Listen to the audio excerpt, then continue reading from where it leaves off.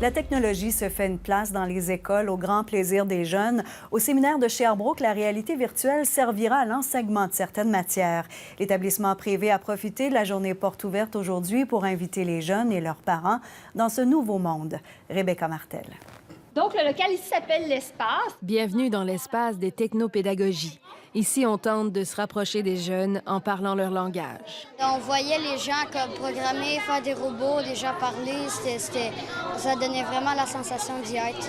Je trouve ça cool parce que ça permet de voir en 3D. Là. Puis, des fois, on dirait qu'on va tomber. En fait, le numérique, ça fait longtemps qu'il existe dans la société. Donc, croire que ça ne doit pas être implanté à l'école, c'est être sur une autre planète.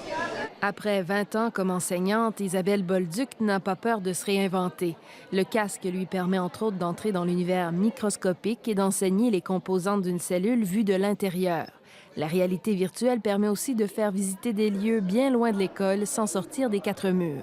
On est convaincu, dans le fond, que le jeune vit une expérience, donc que l'apprentissage soit plus significatif pour lui. C'est plus le fun de l'apprendre avec ça, puis c'est agréable plus que regarder un papier, à cause qu'un papier, souvent tu lis, puis tu lis, mais plutôt avec le casque, tu peux te tourner, puis regarder partout, puis des trucs comme ça. Et pour les journées portes ouvertes, on a voulu permettre aux potentiels élèves et à leurs parents de visiter des endroits du séminaire de Sherbrooke où le grand public n'a pas accès.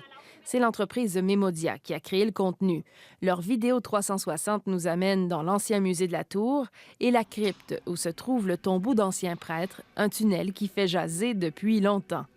J'ai vu que l'école était vraiment très, très ancienne. Je sais pas si c'est plus vieux que la ville de Sherbrooke, là, mais je crois que ouais.